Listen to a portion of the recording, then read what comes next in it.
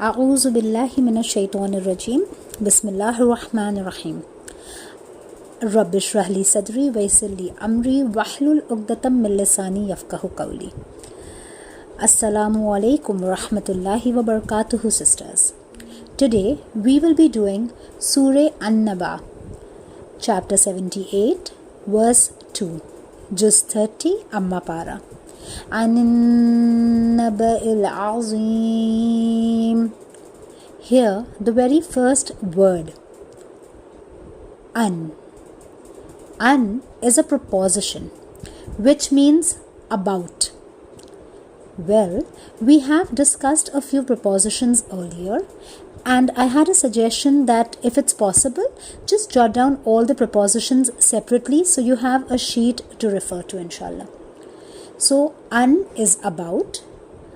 An Naba A. If you notice, the word An Naba A has an al. That al is the definite noun that we had spoken about earlier also. So here there is some definite thing. Naba E. Here the root words are noon, ba, hamza. The noon, ba, hamza means news. But mind you, this is not just any news, but a huge news, a breaking news. So, an Naba means the breaking news, badi khabar, about the breaking news or about the news. What type of news is it? The last word, al-azim. Here again there is the, and azim comes from the root words ain, to, mim, which means great. So, with double emphasis, Allah subhanahu wa ta'ala is talking about some really, really great news.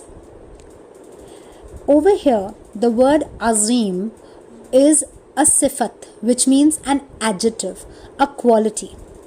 Like in English, we have the noun news with the adjective azim.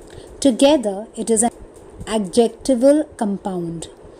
So here, this adjectival compound is known as mausoon and sifat.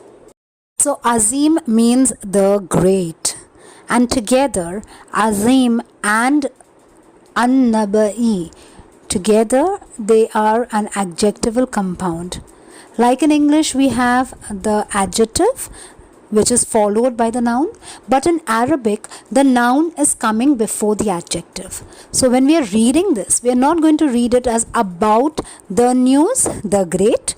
We will be reading it as about the great news.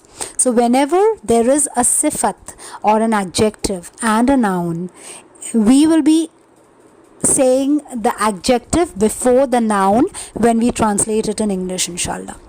Before I forget, there is the ayah, the circle that tells us that the ayat has ended, the verse has ended. Actually, it does not mean the verse has ended. As a matter of fact, the lam alif signifies that it is going to be continued. That means the following verse will be a continuation of this verse. The lam alif or the to or the meme that comes on top of the circle or the ayah, that is the thing that signifies whether it is a full stop or a comma or a continuation. So please do remember that the lam alif is actually continuation. The ayah is made just for beautification and for recitation. So today we learned about the great news.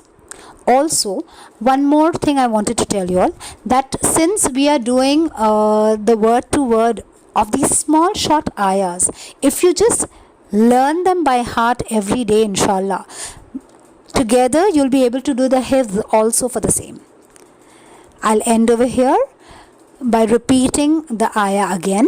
An Naba'il Azim, about the great news. Assalamu alaikum wa rahmatullahi wa barakatuh.